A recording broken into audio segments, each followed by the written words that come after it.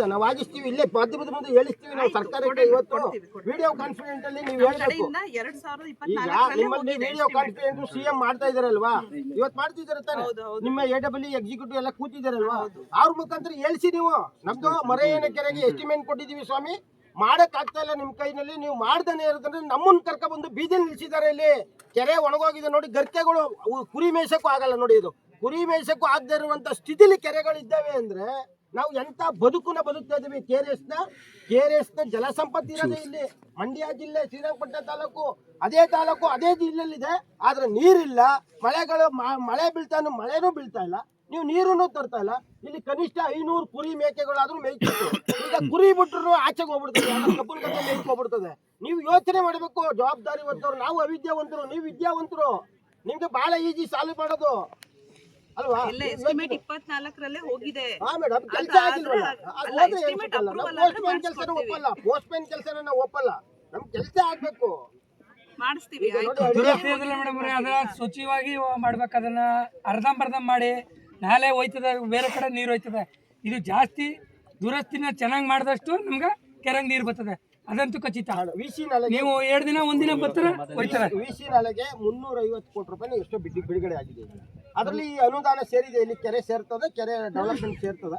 ಅದು ನಾಲೆಗೆ ಅಂದ್ರೆ ಅದು ವಿಸಿ ನಮಗ್ ಬರಲ್ಲ, ನಮಗ್ ಲಿಂಕ್ ನಾಲೆ ಬರುತ್ತೆ, ಸಂಪರ್ಕ ನಾಲೆ ಬರುತ್ತೆ. ಅದರಲ್ಲಿ ಆ ಪ್ರಾಜೆಕ್ಟ್ ಇಲ್ವಾ?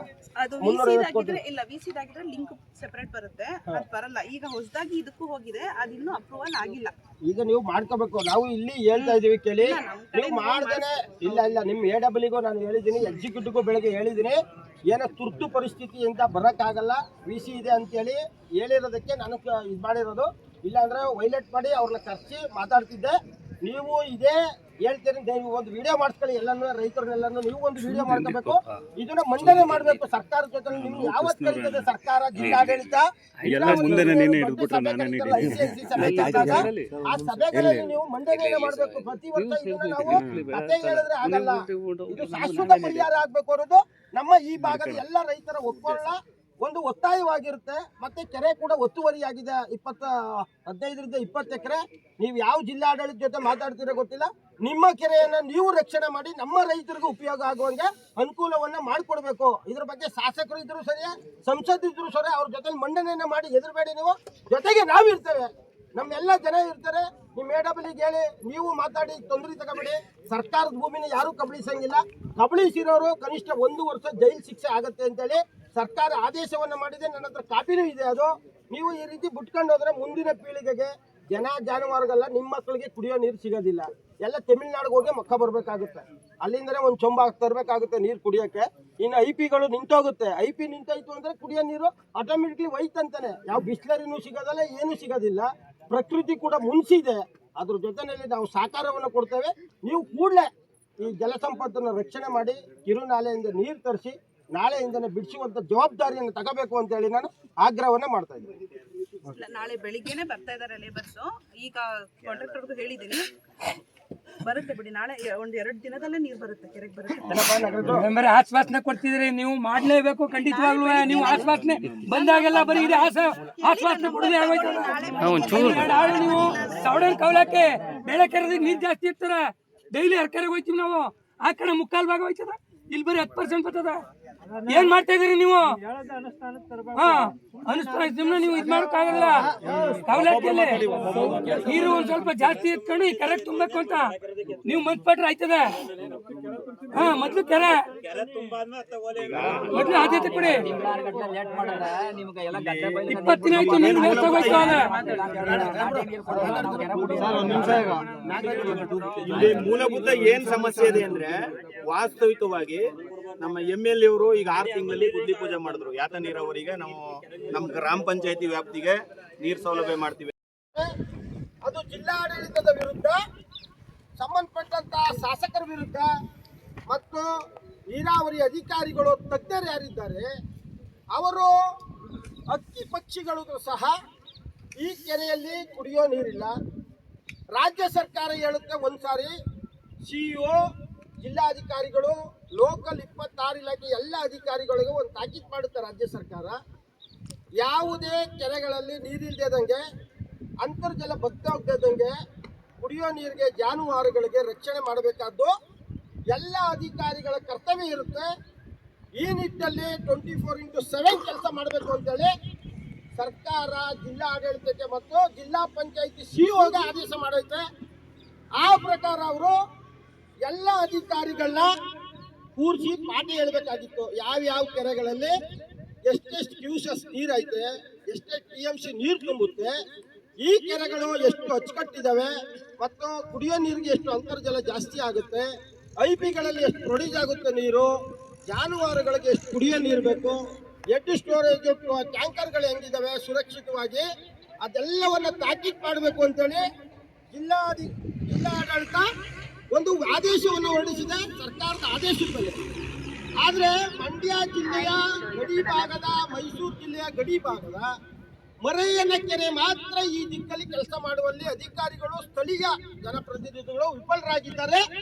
ಅದನ್ನು ವಿರೋಧಿಸಿ ಇವತ್ತು ನೇರ್ಲಿಕೆರೆ, ಯಾಚನಹಳ್ಳಿ, ತುರ್ನೂರು ಎಲ್ಲ ಪ್ರಾಂತ್ಯದ ಗ್ರಾಮೀಣ ಭಾಗದ ಜನರು ಇವತ್ತೊಂದು ದೊಡ್ಡ ಮಟ್ಟದ ಜನ ಆಂದೋಲನವನ್ನ ಮಾಡಿ ಸರ್ಕಾರಕ್ಕೆ ಎಚ್ಚರಿಕೆಯನ್ನು ಕೊಡ್ತಾ ಇದ್ದೀವಿ. ಕಾರಣ ಇಷ್ಟೇ, ಯಾವ ಸರ್ಕಾರ ಆದೇಶ ಮಾಡಿದೆ ಅದರ ಉಲ್ಲಂಘನೆ ಮಾಡಿದ್ದಾರೆ. ಯಾವ ಜಲಸಂಪತ್ತನ್ನ ರಕ್ಷಣೆ ಮಾಡಬೇಕಾಯ್ತು ಹಕ್ಕಿ ಪಕ್ಷಿಗಳಿಗಾಗಿ, ಜಾನುವಾರುಗಳಿಗಾಗಿ, ಅದು ಕೂಡ ಉಲ್ಲಂಘನೆ ಆಗಿದೆ. ಕೆರೆ ಬತ್ತಿ ಹೋಗಿದೆ. ಜಾನುವಾರುಗಳು ಕೆರೆ ಒಳಗಡೆ ಮೇಯ್ಲಿಕ್ಕೂ ಕೂಡ ಯೋಗ್ಯತೆ ಇಲ್ಲದೆ ಇರುವಂತ ಮಟ್ಟಕ್ಕೆ, ಹುಲ್ಲು ಇಲ್ಲಿ ಬೆಂಕಿ ಇಟ್ಟಿದ್ರೆ ಸೀದೋಗುವಂತ ಮಟ್ಟಕ್ಕೆ ಎಲ್ಲ ನೋಡಿ, ಎಲ್ಲ ಹುಲ್ಲು ಎಲ್ಲ ಸುಟ್ಟೋಗಿದೆ. ಕೆರೆ ಒಳಗಡೆ ಇರ್ತಕ್ಕಂಥ ಹುಲ್ಲು ಸುಟ್ಟೋಗಿದೆ ಅಂದ್ರೆ ಇಲ್ಲಿಯ ಅಂತರ್ಜಲ ಎಷ್ಟು ಬತ್ತೋಗಿದೆ. ಈ ಅಂತರ್ಜಲನ ಯಾಕೆ ಪ್ರಶ್ನೆ ಮಾಡ್ತಾ ಇದೀವಿ ಅಂದ್ರೆ 500 IPಗಳು ಬರುತ್ತೆ ಈ ಸುತ್ತಮುತ್ತ ಆಸುಪಾಸಿನಲ್ಲಿ, ಈ ಕೆರೆಗೆ ಸಂಬಂಧಪಟ್ಟ ಕೆಳಮಟ್ಟದಲ್ಲಿ. ಆ ಅಂತರ್ಜಲದಲ್ಲಿ IPಗಳು ರೈಜ್ ಆದ್ರೆ, ನೀರಾವರಿ ಪ್ರದೇಶ ಜಲ ಸಮೃದ್ಧಿ ಆದ್ರೆ ಕೆಲವರು ಅದನ್ನ ಬೆಳೆ ಮಾಡ್ತಾರೆ. ಕೆಲವು IPಗಳಲ್ಲಿ ಗ್ರಾಮೀಣ ಭಾಗದಲ್ಲಿ 5 IPಗಳಲ್ಲಿ ಕುಡಿಯೋ ನೀರಿನ ಅಂತರ್ಜಲ ಜಾಸ್ತಿ ಆಗುತ್ತೆ. ಇದನ್ನ ಯಾವಾಗ ಕುಡಿಯೋ ನೀರು ಅಂತರ್ಜಲ ಜಾಸ್ತಿ ಆಗುತ್ತೆ, ಅಲ್ಲಲ್ಲೇ ಕೆರೆಕಟ್ಟೆಗಳು, ಸಣ್ಣ ಸಣ್ಣ ಕಟ್ಟೆಗಳಿದ್ದಾವೆ. ಮತ್ತೆ ಅಲ್ಲಲ್ಲೇ ಊರುಗಳಲ್ಲಿ ಜಾನುವಾರುಗಳು ಕುಡಿಸ್ಲಿಕ್ಕೆ ತೊಟ್ಟಿಗಳನ್ನ ಮಾಡಿದ್ದಾರೆ. ಆ ತೊಟ್ಟಿಗಳನ್ನ ತುಂಬಿಸಿ ಕುರಿ, ಮೇಕೆ, ಜಾನುವಾರುಗಳಿಗೆ ನೀರು ಕುಡಿಸುವಂತ ಕೆಲಸವನ್ನ ಜಿಲ್ಲಾಡಳಿತ, ನೀರಾವರಿ ಅಧಿಕಾರಿಗಳು ಮಾಡಬೇಕಿತ್ತು. ಅವರು ಮಾಡದೇ ಇರೋದ್ರಿಂದ ಇವತ್ತು ನಾವು ಈ ಒಂದು ಮಟ್ಟದ ಹೋರಾಟವನ್ನು ಮಾಡಬೇಕಾಗ್ತದೆ. ಈ ಬಗ್ಗೆ ನಾವು ಸ್ಥಳೀಯ ಜನಪ್ರತಿನಿಧಿಗಳಿಗೆ ಮತ್ತು ಸ್ಥಳೀಯ AWE ಎಕ್ಸಿಕ್ಯೂಟಿವ್ ಯಾರಿದ್ದಾರೆ ಅವರಿಗೆ ತಾಕೀತು ಮಾಡ್ತಾ ಇದ್ದೇವೆ. ಕೂಡಲೇ ಧಾವಿಸಿ ಬಂದು ಜನರ ಹಕ್ಕುಗಳನ್ನ ಮತ್ತು ಧೋರಣೆಗಳನ್ನ ಬೆಂಬಲಿಸಬೇಕು. ಅವರ ಒಂದು ಬೇಡಿಕೆಯನ್ನು ಈಡೇರಿಸಬೇಕು. ನಾಳೆಯಿಂದಲೇ ತ್ವರಿತಗತಿಯಲ್ಲಿ ಈ ಕೆರೆಗೆ ನೀರು ತುಂಬಿಸುವಂತ ಪ್ರಕ್ರಿಯೆಯನ್ನು ಮಾಡಬೇಕು. ಇಲ್ಲವಾದಲ್ಲಿ ಮುಂದಿನ ದಿನದಲ್ಲಿ ಜನಪ್ರತಿನಿಧಿಗಳು ಓಡಾಡುವ ಕಾರ್ಗಳ ಮುಂದೆ ಕಪ್ಪು ಬಾವುಟವನ್ನು ಆರಿಸಿ ಉಗ್ರವಾದಂತ ಪ್ರತಿಭಟನೆ ಮಾಡಬೇಕಾಗ್ತದೆ. ಇವತ್ತು ಮುಖ್ಯಮಂತ್ರಿಗಳು ಒಂದು ಕಾನ್ಫಿಡೆಂಟ್ ಕರೆದಿದ್ದಾರೆ, ಏನು ವಿಡಿಯೋ ಕಾನ್ಫಿಡೆಂಟ್. ಅಲ್ಲಿ ಎಲ್ಲ ಅಧಿಕಾರಿಗಳು ಕೂಡ ಇದನ್ನ ತರಲಿಕ್ಕೆ ಬಯಸ್ತೀನಿ. ಸಂಬಂಧಪಟ್ಟವರಿಗೆ ಇದು ನೇರ ಪ್ರಸಾರ ಆದ್ರೂ ಪರವಾಗಿಲ್ಲ, ಮುಖ್ಯಮಂತ್ರಿಗಳಿಗೆ ತಲುಪುವವರೆಗೆ ನಮ್ಮ ಹೋರಾಟವನ್ನು ಮುಂದುವರಿಸ್ತೇವೆ. ಮಾಧ್ಯಮಗಳ ಮುಖಾಂತರ ಎಲ್ಲ ಅಧಿಕಾರಿಗಳ ಗಮನಕ್ಕೂ ತರಲಿಕ್ಕೆ ಬಯಸ್ತೇನೆ. ಮುಖ್ಯಮಂತ್ರಿಗಳಿರ್ಲಿ, ಜಿಲ್ಲಾ ಮಂತ್ರಿಗಳಿರ್ಲಿ, ಎಲ್ಲರೂ ಹೊಸ ಮಂತ್ರಿಗಳಾಗಿ ಹೊಸ ಬಟ್ಟೆಗಳನ್ನ ಹಾಕೊಂಡು ಬಿರುಕ್ತಾ ಇದ್ದಾರೆ ಹೊರತಾಗಿ ಜನರ, ರೈತರ, ಜಾನುವಾರುಗಳ ಭವಣೆಯನ್ನ ಯಾರೂ ಕೇಳ್ತಾ ಇಲ್ಲ. ತಪ್ಪ ಸೇಬಿನ ಹಾರ, ಮಾವಿನ ಹಾರಗಳನ್ನ ಹಾಕೊಂಡು ಮೆರವಣಿಗೆ ಮುಖಾಂತರ ಹೋಗ್ತಾ ಇದ್ದಾರೆ ಜಿಲ್ಲಾಡಳಿತ, ಜಿಲ್ಲಾ ಮಂತ್ರಿಗಳು. ಅವರ ಹಿಂದೆ ಅಧಿಕಾರಿಗಳು ಚೇಲಗೊಳ್ಳೋ ರೀತಿಯಲ್ಲಿ ಹೋಗ್ತಾ ಇದ್ದಾರೆ. ಅಧಿಕಾರಿಗಳ ಕೆಲಸ ಬಯಲಿನಲ್ಲಿದ್ದ ನೀರಾವರಿ ಅಧಿಕಾರಿಗಳ ಕೆಲಸ ಅದನ್ನ ಬಿಟ್ಟು BC ನಾಲೆಯಿಂದ ತತ್ಕ್ಷಣವೇ ಈ ಚಾನೆಲ್ಗೆ ಕಿರುನಾಲೆ ಏನಿದೆ ಆ ನಾಲೆಗೆ ನೀರು ತಂದು ತರುವ ಮುಖಾಂತರವಾಗಿ ಈ ಕೆರೆಯನ್ನು ತುಂಬಿಸಿ ಜಾನುವಾರುಗಳನ್ನ ರಕ್ಷಣೆ ಮಾಡಬೇಕು, ಅಂತರ್ಜಲವನ್ನು ರಕ್ಷಣೆ ಮಾಡಬೇಕು ಅಂತೇಳಿ ರಾಜ್ಯ ಸರ್ಕಾರಕ್ಕೆ, ಜಿಲ್ಲಾಡಳಿತಕ್ಕೆ ಮತ್ತು ಶಾಸಕರಿಗೆ ನಾನು ಆಗ್ರಹವನ್ನು ಮಾಡ್ತಾ ಇದ್ದೇನೆ. ಕರ್ನಾಟಕ ರಾಜ್ಯ ರೈತ ಸಂಘ ಮೂಲ ಸಂಘಟನೆ ಮೈಸೂರು ಜಿಲ್ಲಾಧ್ಯಕ್ಷರು, ನಮ್ಮೆಲ್ಲ ಪದಾಧಿಕಾರಿಗಳು ಕೂಡ ಇದ್ದಾರೆ. ಅವರೆಲ್ಲರ ಸಮ್ಮುಖದಲ್ಲಿ 3-4 ಗ್ರಾಮದ ಗ್ರಾಮಸ್ಥರಿದ್ದಾರೆ. ಅವರೆಲ್ಲರ ಒಕ್ಕೊರಲನ್ನು ಒತ್ತಾಯವಾಗಿ ಹೇಳ್ತಾ ಇದ್ದೇನೆ. ಕೂಡಲೇ ಆಗ್ರಹಿಸ್ತಾ ಇದ್ದೇನೆ, ಈ ಕೆರೆಯನ್ನು ನೀರು ತುಂಬಿಸಬೇಕು ಅಂತೇಳಿ ಆಗ್ರಹಿಸ್ತೇನೆ.